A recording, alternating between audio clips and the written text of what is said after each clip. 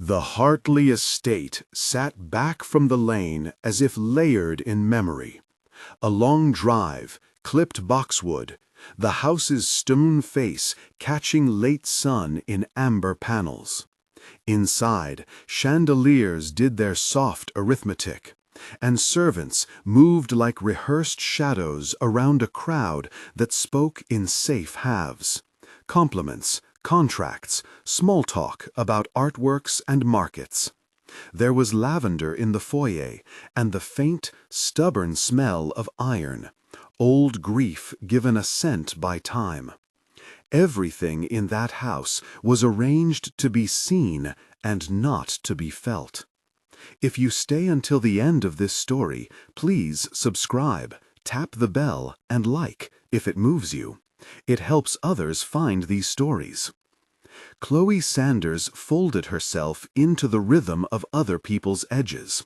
She had learned, in the kitchens of Beacon Hill houses and on the polished steps of private receptions, how to exist without disturbing the centerpiece.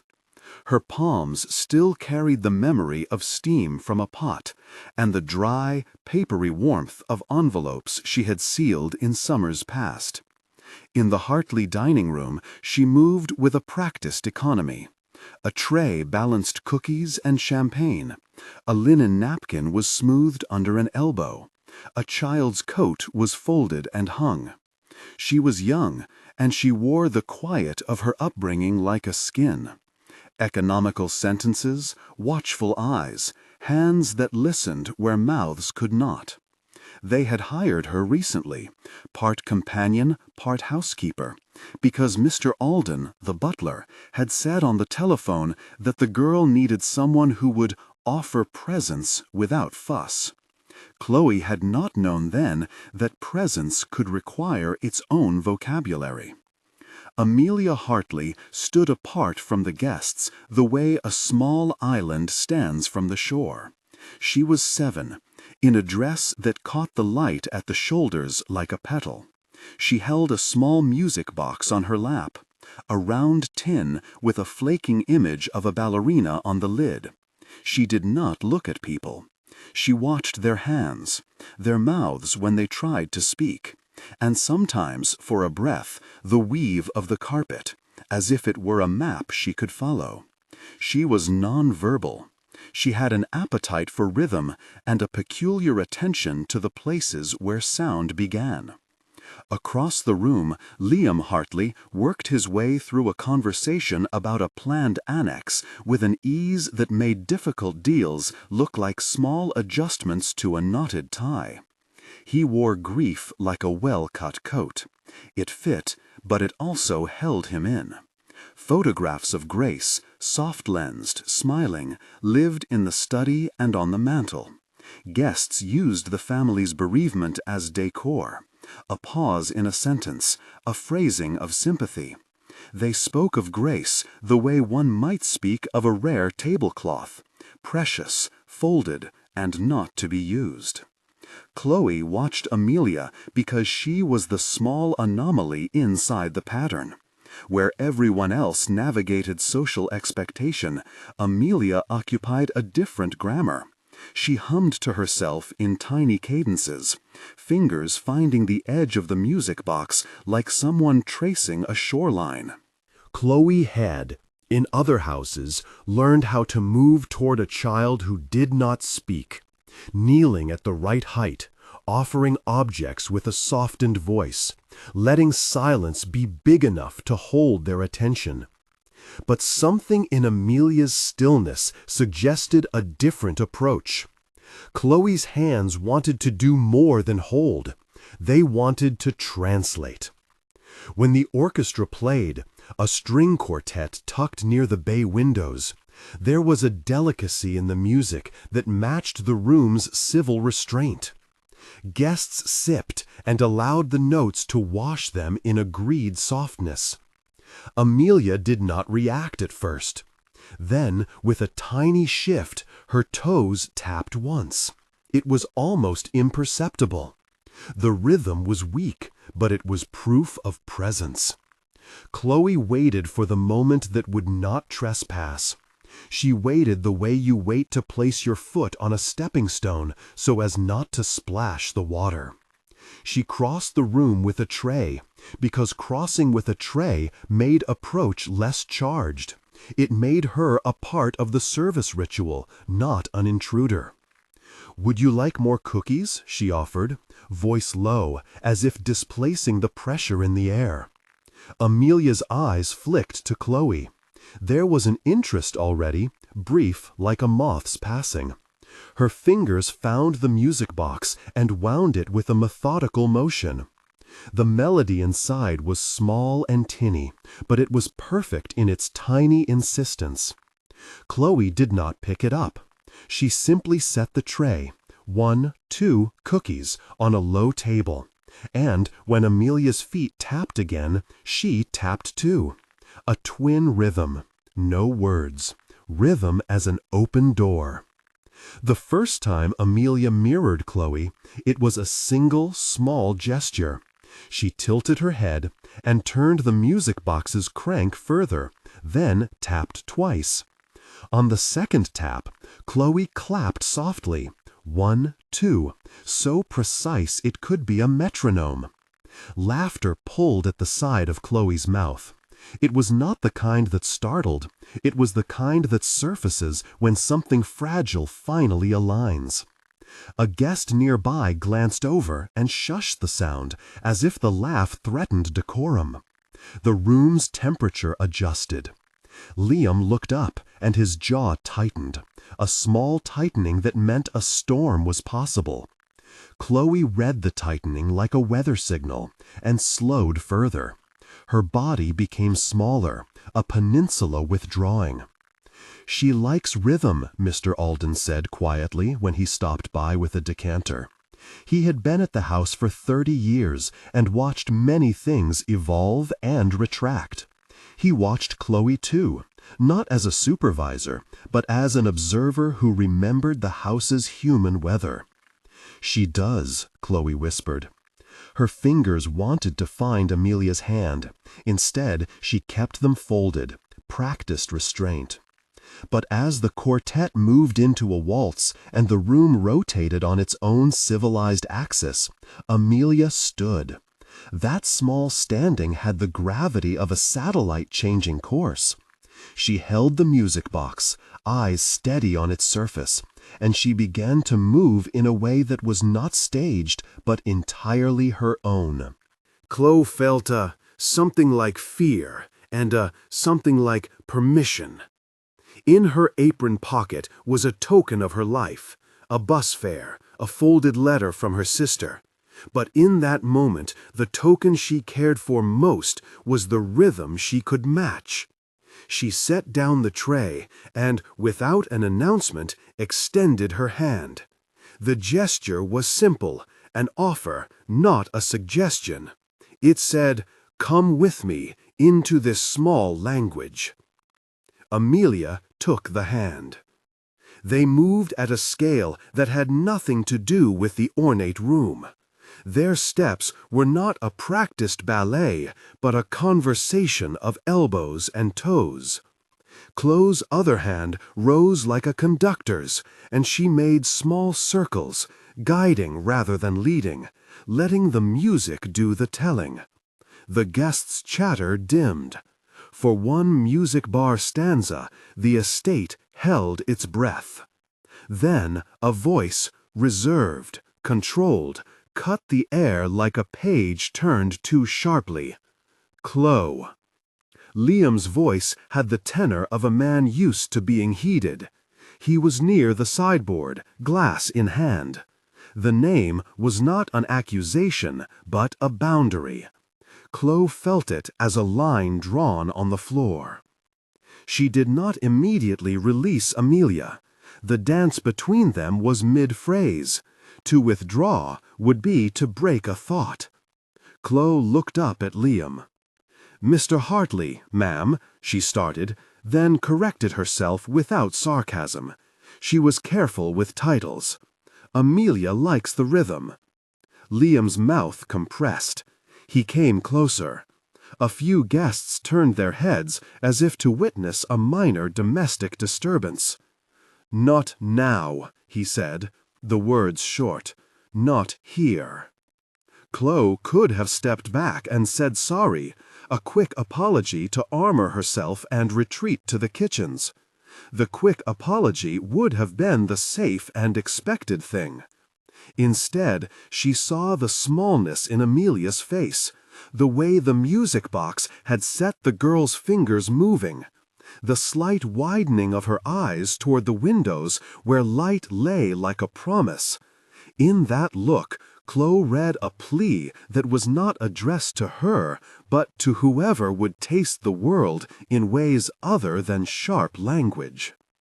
Chloe felt we could go somewhere quieter, Chloe offered. The conservatory? The sunroom? Liam's hand came down on the sideboard, not hard, but decisive.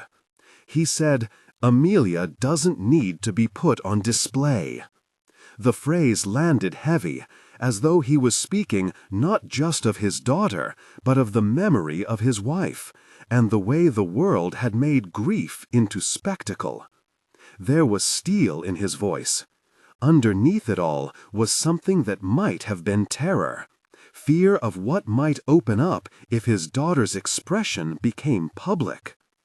Mr. Alden cleared his throat, an attempt at smoothing the air. "Perhaps later." "No," Liam said. He did not glance at Mr. Alden. He looked at Chloe as if measuring how much permission he gave her in that glance. "Not now, Chloe. Amelia needs quiet. We have a routine." The word routine held the weight of both comfort and cage. Chloe felt that weight press at her ribs. She had noticed earlier the small objects of grace: ballet slippers in a glass case on the mantel, a framed ticket to a recital, relics curated like reliquaries. They had the power to keep one anchored to a person who was no longer there. But sometimes relics had a side effect. They could fossilize the living. Chloe steadied herself with the image of Amelia's foot tapping, the small resolve of the hand that had taken hers. "She was responding, Mr. Hartley," Chloe said quietly. "She was asking." "She was asking to be managed," Liam returned. His voice faltered like a cord that unspools. "We have specialists. We have schedules. This house is hers too," Chloe said, and the sentence surprised her by its bluntness. For a second, the structure of the reception felt like glass, fragile and ready to shift. People's eyes darted toward them and then away, not wanting to hold the gaze that might demand an opinion. Liam's face softened. In that softening was the rawness that made him real, tired and taut. "I'm only trying to protect her," he said. It was a sentence that carried the entire orbit of his life now: protector, provider, bereft father. "You're protecting her from the very thing that makes her whole," Chloe said. "From the rhythm, from people seeing she exists as more than a memory." "She won't be able to handle the attention," he countered. "She gets overwhelmed. You saw." Chloe had seen Amelia move toward the music like a moth to light. She had seen the small brightenings that came when rhythm made sense. She had also seen the blank places, the sudden drops when a shoe scraped or a laugh rose too loud. She understood both, that vulnerability and that capacity. She did not need to argue medical terms. She needed to argue for human space. The argument did not end with reason. It ended with Liam's hand, pale, large, reaching in the same motion that he had once placed a child in a stroller, and then, later, set down the stroller and walked away. He placed his hand at the small back of Amelia's dress and guided her, not roughly, but with the inevitability of someone convinced of his duty. Chloe watched Amelia's fingers tighten for the briefest of seconds on the music box. The melody continued to wind down. People adjusted their collars. Chloe felt something inside her fold.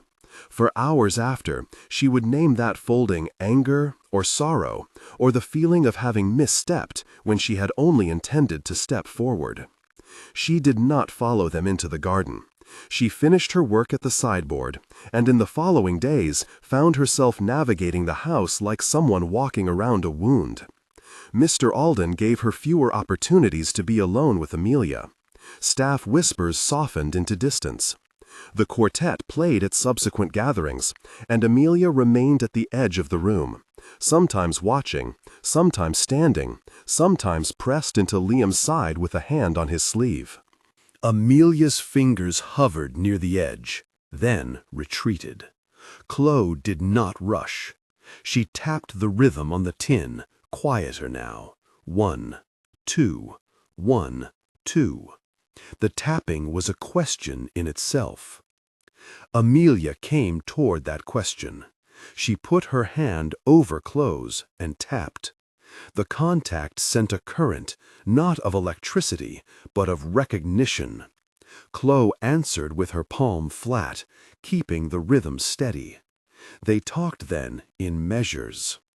Time rearranged itself into an hour of gestures, a little story told through folds of cloth and the direction of a glance. A moment where Amelia smelled a cookie and frowned at its sugar the way someone tastes salt on a new dish. A gesture where Chloe imitated Amelia's small humming, and Amelia, with a suddenness that stole Chloe's breath, replicated it. At the end of the hour, Liam returned to collect his daughter. He had been watching through the doorway, a figure half in shadow. For the first time since Chloe had come to the house, his reserve softened in a way that looked like curiosity rather than prohibition. Amelia, when handed back, kept her fingers in Chloe's for a lingering second before letting them go. Her eyes met Chloe's as if sealing an agreement. But agreements in that house were porous. By the next morning, a note appeared, clipped to Chloe's apron. Mr. Hartley requested that Chloe refrain from engaging in unscheduled activities with Amelia. It was signed with Liam's name and placed like an edict. The staff nodded when they saw the note. Their nods were not just about obedience, they were about the house's survival. Chloe read the note and felt the old animal in her, fear of losing work, of being cast out. She also felt the stubbornness that had brought her here in the first place. She considered how to argue for a child who did not speak, with a father who had become a fortress. She considered leaving quietly, carrying the memory of the hour as consolation, and she considered staying. She chose the middle road first, careful compliance, patient presence. She kept the music box hidden in a drawer of the pantry, where it would be safe from the watchful, malevolent eyes of protocol. She learned the schedules and the safe windows. She practiced small rituals in the margins, leaving a cookie on Amelia's small table at dinner, humming in the laundry room where no one heard. She watched Amelia's rituals and kept her palm within reach when the child needed to steady herself. Yet beneath her compliance there was a restlessness. Chloe found herself noticing the things the house called relics in a different register. The ballet slippers that sat in a glass case no one opened. The framed ticket that had been mounted and left unmoved. These were not simply objects, they were also anchors that kept Liam suspended over his grief, sculpted into rules about what one could and could not do with memory. She via a man who had been chosen, sometimes, to shield the world from the shape of his grief. "You care for her," he said softly. There was gratitude in it that startled. "I care about her as a person," Chloe corrected, "not as a project." He closed his eyes, then opened them, and when he spoke again, his voice was smaller, less armorial. "I don't want her to be exploited." "You won't exploit her," Chloe said.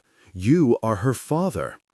"Sometimes being a father feels like being a warden," he admitted. His laugh was short. "I lock her in routines because they keep me from the larger fear." Chloe considered the shape of his confession. It was not an approval, not quite, but it was a hinge. "Fear can be softened by company," she said, "by patient people." He stared at her, as if cataloguing which kind of person she might be. There was a silence then, heavy and fulsome. "All right," he said, "1 hour, supervised, not during formal gatherings." Chloe nodded. It was a conditional acquiescence. Conditions can be doors, or they can be shackles. For now, it was a door. That night, Chloe stood in her small kitchen and wound the borrowed music box until it clicked into stasis. She placed it beside the folded note from Liam. Both objects, she thought, were fragile agreements, one tin and one paper. She let the melody linger in the air of her apartment and felt for the first time in weeks the sense that an action could matter beyond itself. But the house was never satisfied with small beginnings. It notices compassion like water notices a crack and sends pressure. The rules tightened, gossip found purchase, and staff who had once been friendly edged toward the comfort of neutrality. When Chloe took Amelia for the hour the next week, someone watched. When Amelia tapped her rhythm and Chloe answered, a guest left a chair and whispered to another. The whisper did not name cruelty, it named discomfort. And discomfort is contagious. A week later, Chloe received a new note. This one was brief and from Mr. Alden, his handwriting steadier than the rest. "Mr. Hartley asks that you stop all contact with Amelia until further notice," it read. There was no signature. The note was an absence wrapped in formal ink. Chloe stood very still in the pantry with the note in her hand, the music box warm from being held, and she understood that to persist might mean losing everything. She also understood that to retreat would be to leave Amelia with a silence that felt like a refusal. She packed a small bag that night, 2 shirts, the music box hidden in a sock, a photograph of her sister, and walked the streets of Beacon Hill until she found the clamor of a late-night diner where the neon felt like permission. She was halfway through her coffee when Mr. Alden found her. He sat across the vinyl table and said, "He wants you gone, Chloe, for the good of the house." "For the good of the house," she repeated. The phrase had become a liturgy in that home. "Is it for the good of Amelia?" Mr. Alden studied her as one studies the weather. He had seen storms come and go. "You're not the first to try," he said. "But you might be the first to make a difference in his heart. The man is not cruel, he's frightened." "Then why send me away?" Chloe asked. "Because fear sometimes mistakes love for exposure," he said. "Because the house will try to preserve itself before it preserves the living. You have to decide if you will stop or leave." Chloe felt in that moment how small her options were. She could pack silently and go back to the kitchen routines elsewhere until the note's ink burned into memory. She could confront Liam and ask him to reconsider. Or she could leave and then come back in a way that would not ask permission but demand recognition. When she slept that night, the music box melody threaded through her dreams. And in the morning, when she rose, she had decided. She would not be the person who retreated because of a note. She would not be the person who allowed a child's access to be curtailed by someone else's unworked grief. She wrote a short letter and left it on the kitchen table before she walked out the front door. It was not a defiant note so much as a record. "I am leaving for a few days," It read, "I will return. If you want me not to, tell Mr. Alden. If you want to keep protecting Amelia, see me." She did not address Liam directly. She did not sign it with flourishes. She folded the paper like a small offering and left. The Hartley Lane was the same as it had been when she arrived. Stone faces, clipped hedges, but for the first time she felt an unfamiliar lightness. Walking away was not surrender. It was a protest in motion, a small exercise in agency. She stayed with a friend who lived near the Common and spent long hours at the cheap public library, where the world was generous in a way that houses with chandeliers were not. She worked shifts in a cafe to save money, and she let the music box sit heavy in her coat. She missed Amelia like a person misses an unfinished sentence. News traveled slowly from the estate to the sidewalks where Chloe moved. It came through Mr. Alden's sober nod when he handed back a folded apron that belonged to a departing housekeeper.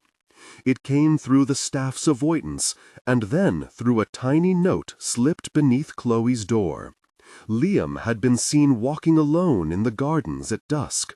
He had stood under the old magnolia and cried once, someone said. Another person reported that he had been found playing an old record in his study, hands trembling. Chloe watched the world externally, but her heart listened for small changes. She knew that grief had stages and that protection could give way to curiosity. She did not know when the pivot would come. She only knew that leaving did not mean she would abandon the thread she had begun to pull. People are not trees. They move, and they can be softened. In the weeks to come, Jachin offerings accumulate. A returned apron, a bowl left outside a door with a note of thanks, a bouquet of rosemary slipped into a hand. Chloe believed in the slow work, the daily smallness that becomes a current, and she believed in rhythm, that if you tapped the same beat long enough, someone would eventually listen. A week after the rosemary bouquet, the note came. It was folded small, the hand inside familiar, but less ornate than the household's usual formal script. Mr. Alden had left it beneath closed door in the hour before dawn, when the common still smelled of wet stone, and the sky was only promise.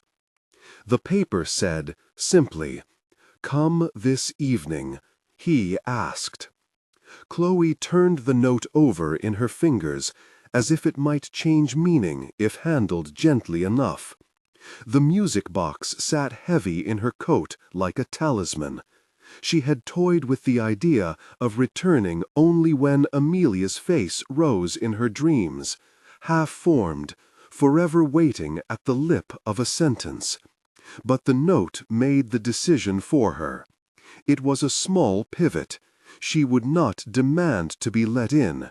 She would accept the invitation and see what a man who had once cried beneath the magnolia might do when faced with a melody. She walked back along Hartley Lane at dusk, the hedges shadow black and the stately houses like silent witnesses. At the gate, Mr. Alden met her with the same sober calm he always carried. He stepped aside without speaking, and the bell sounded as though it measured a heartbeat. The house opened to a hush that felt like a held breath, curtains drawn, lamps low, the kind of restraint that padded sorrow into soft edges. Liam received her in the study. He had not changed much in outward shape, tall still, the stoop of his shoulders only slight, but his face had become thinner, as if sorrow had pared at him like a slow hand. He wore a dark jacket. The cuffs looked new, not because he had bought them, but because someone had tried to press them into a shape again. He studied Chloe first, then the music box in her pocket, and there was a moment when his breath caught, as if surprised by a sound only he remembered. "You came," he said. It was not an accusation, it was an observation that contained more questions than the room had answers. "I came because you asked," Chloe said. She kept her voice steady by choosing it small. "And because Amelia." He held up a hand. "I know what you mean to her," he said, "and for that I am grateful, in ways I do not know how to say. But you must understand why I reacted as I did. I have been trying to keep something from breaking apart. Keeping it from breaking it apart by cutting it off from life?" Chloe's reply was sharper than she had intended. She softened at once. "I didn't come to make him wrong. I came so Amelia could be right." They sat then with that awkwardness of two people who had never really spoken as equals. Guia de estilo e instruções para a síntese de fala. Você é narrador, palestrante com voz potente, forte e autoritária. O tom deve ser firme e inabalável. Contexto de continuidade. A frase anterior era: "Woe people who had never really spoken as equals." Você está no meio de uma frase ou pensamento. Mantenha o ritmo e a força vocal, sem quebrar a conexão. Haja como se estivesse transmitindo uma verdade fundamental. Chloe listened. She did not let him triangulate her into pity. She let him see the steadiness of a woman who had chosen to walk away and had not. She let the music box remain secret in her coat until the moment she could not keep it from him. "Amelia asked me to give you this," she said at last.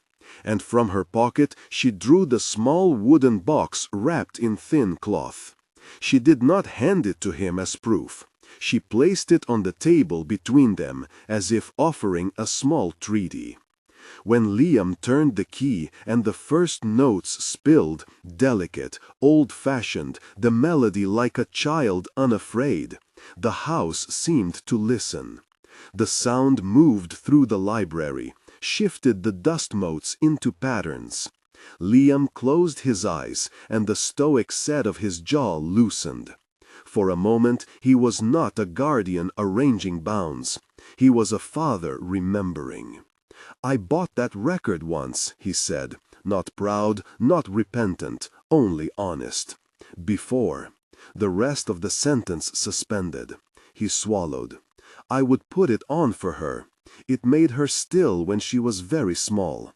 I suppose I thought if I kept the stillness I could keep the memory tidy." Chloe watched the way his hands found the box's edge, the way his fingers trembled, exactly the way Mr. Alden had described in the rumor that reached the street. "Memories do not stay tidy," she said. "They get noisy, they break things open. That is how we remember the living. They come back to us messy." Liam's laugh was a small, surprised sound. "Are you scolding me?" he asked. "No." She smiled without theater. "I am asking you to trust the noise." There was no immediate surrender. Liam's grief had not been a theater that could be closed by admission and tidy arrangement. He had hollowed rooms and painted them calm. To invite someone else into that space was to risk contaminating the shelter he had built for himself. Yet what the music box did, gentle as it was to remind him of the person he had been inside the privacy of sorrow. An imperfect father, a man capable of being startled into tenderness when confronted with sound. They argued in small degrees after that. What boundaries might look like, what times of day visits could be allowed, whether Amelia should have overnight guests. Chloe refused conditions that would make her a ghost in the child's life. Liam refused to relinquish control at once. They negotiated. The way two people learn to map a territory neither had wanted to lose. At one point, from the corridor, there came the light whomp of little feet. Guia de estilo. Instruções para a síntese de fala. Início das instruções.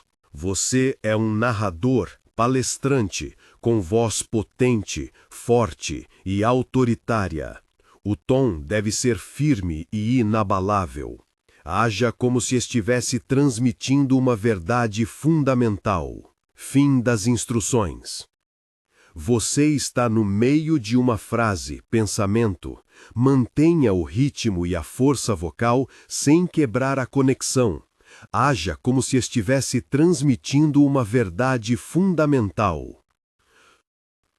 Alden appeared in the doorway with Amelia's hand tucked in his, and the child looked at Chloe with an open, immediate affection that made even Liam's guarded gaze shift. Amelia's hair was still the same unruly coil. She wore a dress with crumbs of some late afternoon treat on the hem. She did not hesitate. She crossed the short distance between them and climbed into Chloe's lap as if she had been there all along. "Chloe," she said simply, and it was as if the name itself smoothed something under Liam's stern mouth. Liam watched them for a long time, his face composed into something like reckoning. He took a slow step toward them, and then, in a movement that was more humility than drama, he handed Chloe a small key. It was not the grand key that opened the house. It was a key to the playroom off the west corridor, a room Liam had kept locked since before Amelia's imagination had filled it with forts and paper animals. "I cannot promise everything," he said. "I am not yet certain I can be brave in the ways you ask, but I will try. For her." Chloe closed her hand around the key with a steadiness that surprised them both. It was not acceptance wrapped in a treaty. It was a beginning, threaded thin and honest. Amelia clapped, delighted, a small sound that sounded like the whole house breathing out. They did not resolve every boundary that evening. They did not rewrite the patterns of the house overnight. But the key was a concession larger than paper notes and rosemary bouquets. It made presence plausible. When Chloe left that night, the magnolia stood out in silhouette against the sky, its blossoms heavy and impossible. Liam stood beneath it for a long while after she had gone, the music's echo still in his chest. He did not cry there this time, not openly. He placed his hand on his heart as if testing the ground. Chloe walked back down Hartley Lane with Amelia's small laugh in her ears, and the weight of the music box now lightened by what it had done. She did not know how long it would take for the house to become a home in which she belonged by right rather than invitation. She only knew that for the first time in months she had stopped keeping her life in a bag. Outside the cafe where she had worked the week before, a man set down a violin case and began to play a tune as the evening folded into the street. Chloe paused to listen. The music was not the same as the box's melody, but it had the same effect, the way sound can stitch two separate people into the same live world. She walked on, the key warm in her coat pocket beside the music box, and felt, as she had in the quiet of the library, that small offerings could become currents if tended.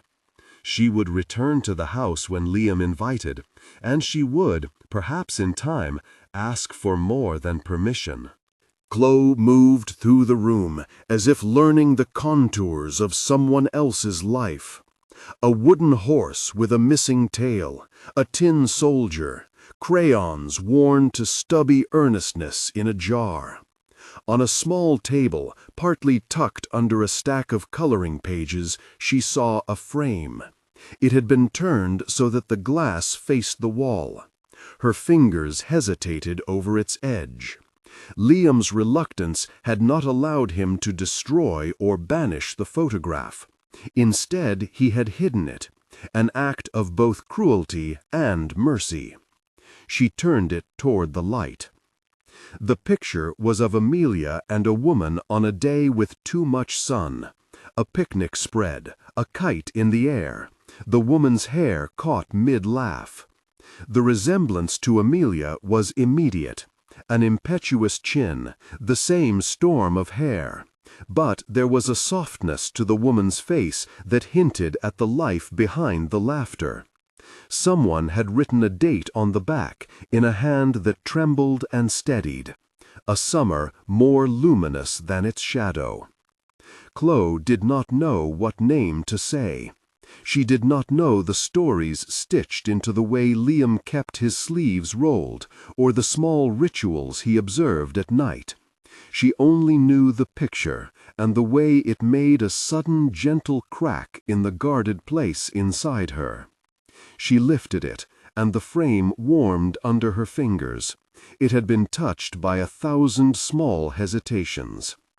When Liam came into the room a minute later, he found her there, holding what he had turned away from at least once out of sheer self-preservation. He did not look angry. He looked as if he had been carrying something too heavy for a while and had left it in someone else's arms to see if it would still be heavy. He said, "You found it." "I didn't mean to pry," Chloe said. "It was only turned." He crossed the room and stood beside her without sitting, as if proximity were a thing he was practicing. For a second they watched Amelia arrange a procession of toy animals, leading them in single file through the fort. He said, "I keep it hidden, not because I don't want her remembered, God knows I want that, but because every time I look at it, I hear things I cannot bear to hear. Laughter that stops, a promise I couldn't keep." He pressed his lips together and looked away.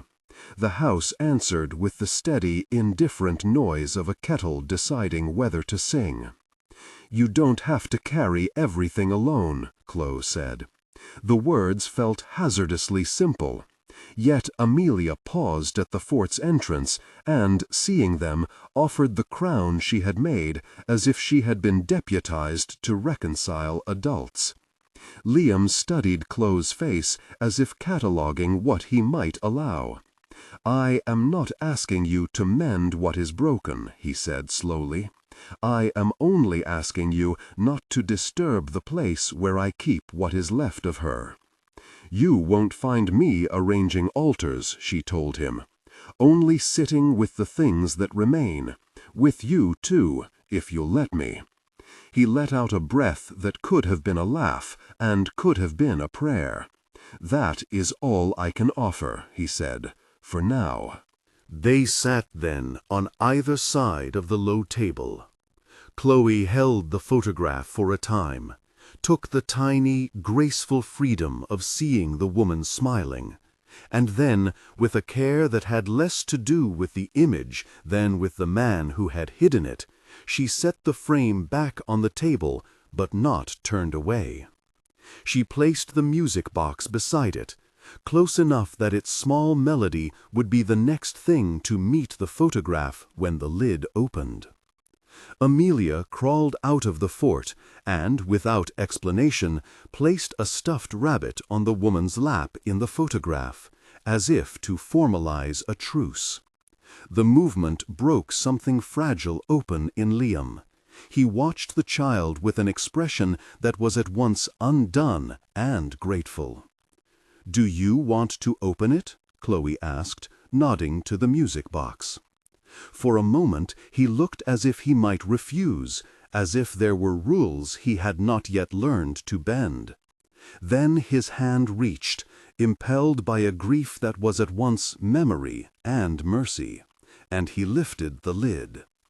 The tune was quieter in daylight than in the hush of the previous evening. It spun itself into the room like a small, persistent bird.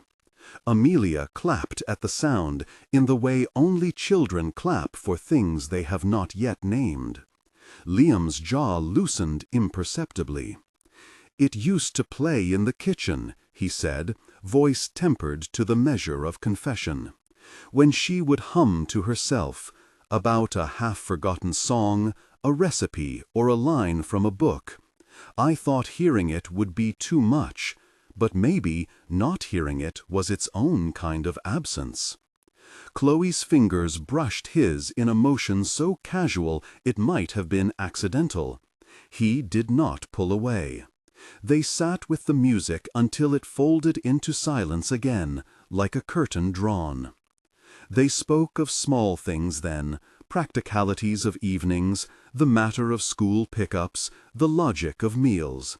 They spoke as if learning a new grammar of care, subject, verb, mutual aid. It was less dramatic than any of the arguments they'd rehearsed, and more dangerous in its ordinariness. Friendship, after all, is an accumulation of small decisions. At noon, Mr. Alden knocked and came in carrying a teapot and a tin of biscuits, as if he had been deputized to enforce domestic peace. He sat at the corner table and offered no opinions, only the steady presence of someone who had long ago learned the value of being there without noise. He poured tea with the ordinary authority of habit. Amelia insisted he wear a paper crown, too, and solemnly decreed him court jester, which he accepted with a smile that had nothing to do with ridicule and everything to do with affection. When the afternoon hung itself to the west and the light began to turn the curls of hair to gold, Amelia proposed a project. The fort needed curtains that would make it proper for an overnight stay. Chloe and Liam exchanged a look in which patience and trepidation were braided.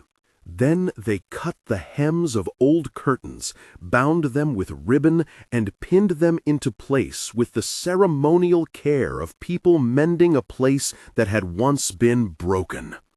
It was not, any of it, a complete healing.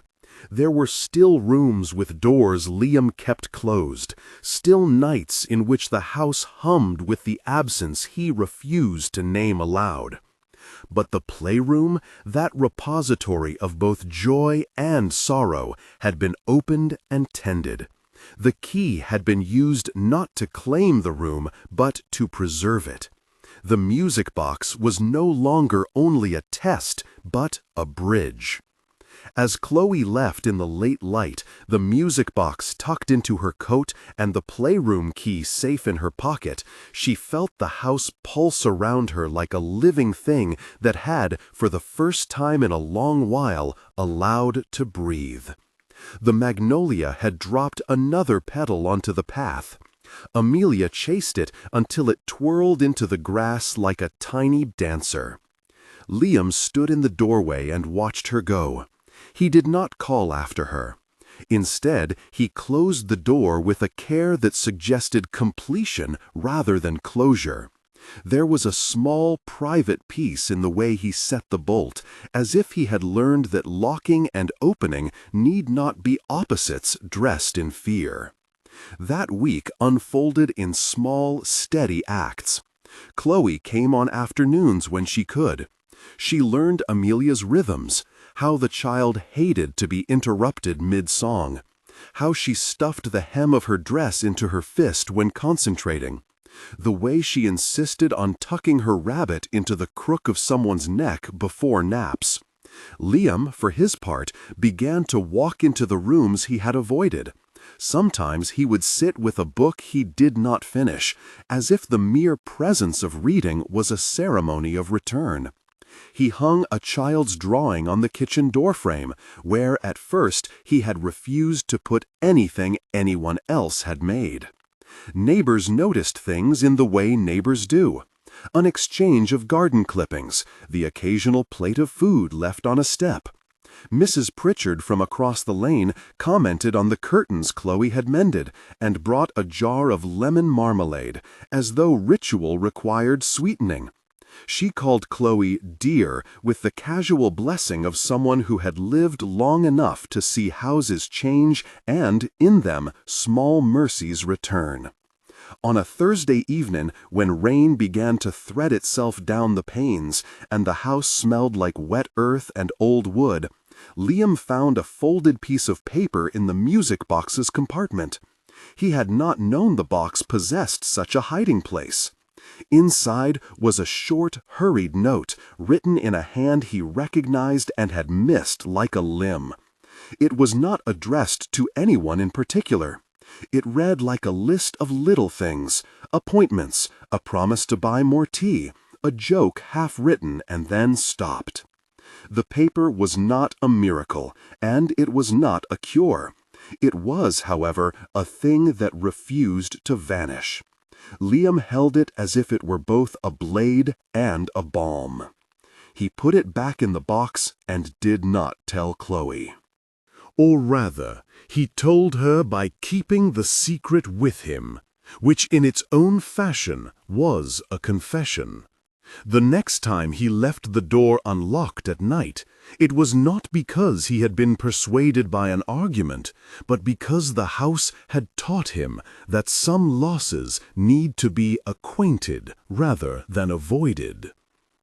The child, steady in her capacity to imagine, decided one evening that the fort would host a feast.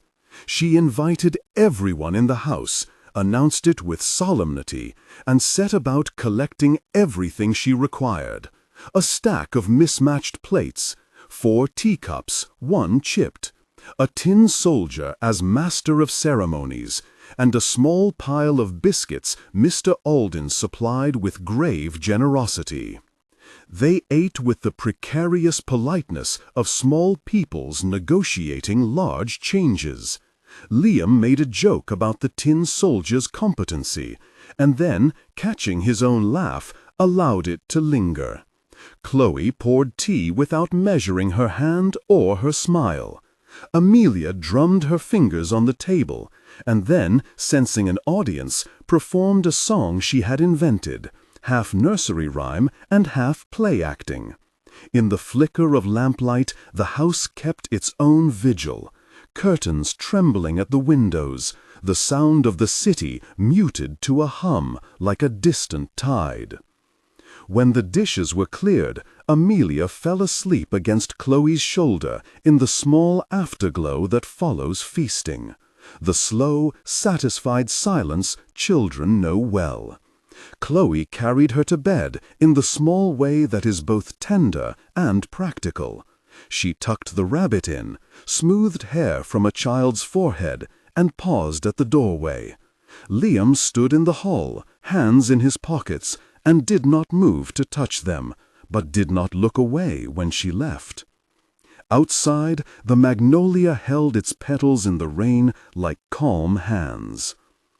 The months that followed did not unmake sorrow.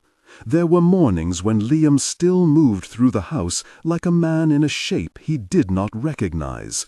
There were afternoons when Chloe doubted the steadiness of her own courage and considered retreating to the life she had packed away.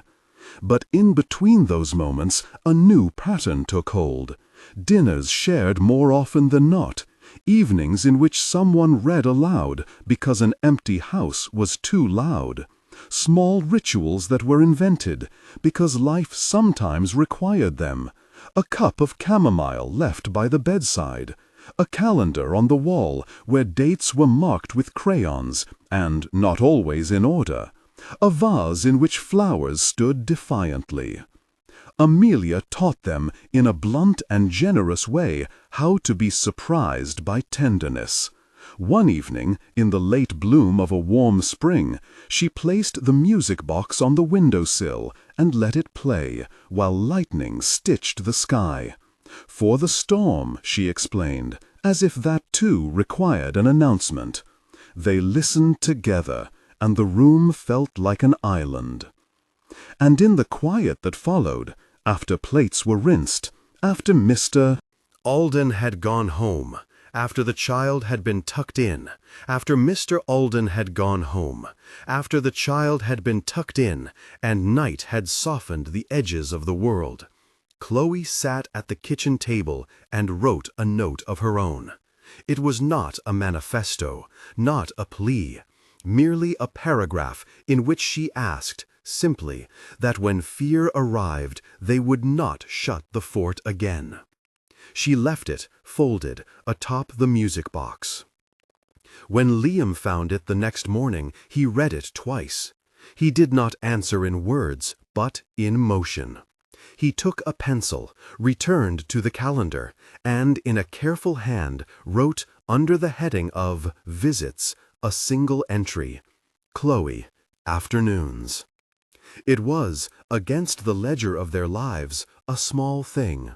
It was also, in the arithmetic of slow recoveries, everything they had yet learned to be. The house, which had once housed only absence and the ornamented gravity of preserved sorrow, now held a little more clutter. A paper crown on the mantel, a child's drawing taped to the fridge, the music box like a small lighthouse on the sill. They had not declared themselves a family in any tidy sense. They had instead learned to accept the ways one might practice belonging, by sharing keys and chores, by refusing to turn photographs to the wall, by allowing memory to be companion rather than master. In that slow economy of trust, the playroom was both a symbol and a site, a place where a child could build both kingdoms and reconciliations. Late that spring, a letter arrived for Chloe at the cafe where she had started working again, a quiet summons from a place she had once lived and walked away from. It was small and official-seeming, the kind of thing that asks for decisions and makes them enormous. She read it on the street, the paper trembling between her fingers. The music box, somehow, in the smallness of habit, began to play inside her coat pocket as if on cue. The melody steadied her like a hand at the small of her back. She folded the letter and slid it into her bag. The world still asked for choices. The house, the child, the man who had learned to open doors were each work in progress. She breathed in the city air, loud with cars and conversations and the particular life of a place that kept moving whether or not one was ready. Chloe walked home with Amelia's laugh in her ears, the music box in her pocket, and the knowledge, thin and unguaranteed, that there were places she was meant to enter, and places she had made possible simply by choosing to stay.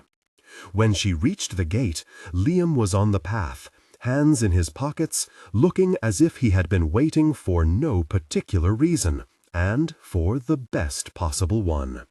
He nodded at her, as if greeting a neighbor, and then, after a moment, stepped aside so she could pass. "Will you come in?" he asked. There was no gesture of grand invitation, only the practical courtesy of someone who had learned the economy of small welcomes. Chloe stepped inside. The music box in her pocket seemed to hum in agreement.